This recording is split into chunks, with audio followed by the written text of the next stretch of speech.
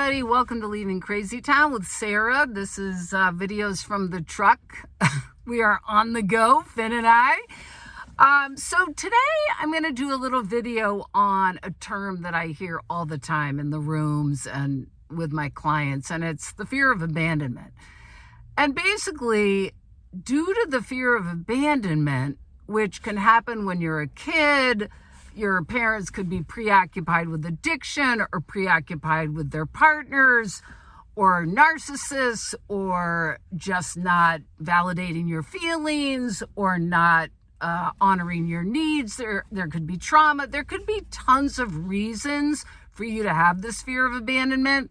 Moreover, recently, Gabor Mate was talking about the fear of abandonment and said basically, almost like there is no such thing. It's really the fear of having feelings. It's really the fear of feeling your pain around if someone leaves you or you perceive abandonment happening. And also, the thing with fear of abandonment that makes it so intense is it can happen when you're super, super young.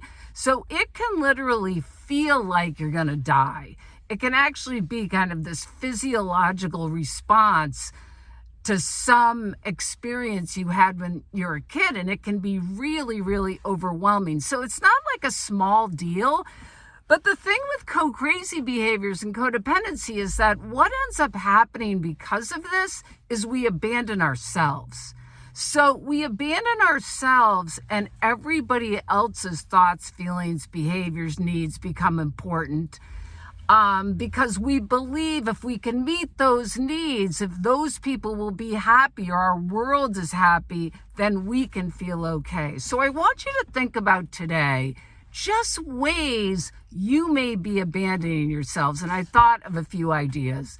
So certain ways we can be abandoning ourselves is just basic self-care, lack of self-care. Have you gotten enough sleep? Have you eaten appropriate foods? Have you exercised? Have you connected with someone? Are you isolated? How are you really taking care of yourself? Are you overworking? Are you participating in an addiction? What do you need to do to get some just time for yourself? Some quiet time to just get in touch with yourself. So that's one way we abandon ourselves. Other ways we abandon ourselves are we put other people's needs before ours.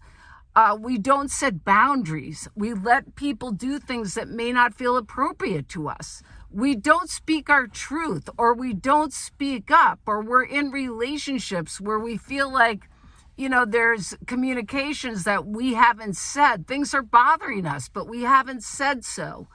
Thinking of other ways I listed of ways we abandon ourselves. Let's see. We don't acknowledge or show our own feelings. So being in touch with our own feelings and knowing our own feelings is more important than really what someone else's feelings are. So really being in touch with what's happening for you. The thing with abandonment and abandoning ourselves is we put our self-esteem in the hands of other people. So this is what I'm going to say to you today. Think about, what can I do today where I don't abandon myself? And really identify ways you could be abandoning yourself and you don't even know it. Okay? So I want you to really think about that today. What can I do for myself today to build my own self-esteem? And I actually wrote my dissertation on women and connection and self-esteem.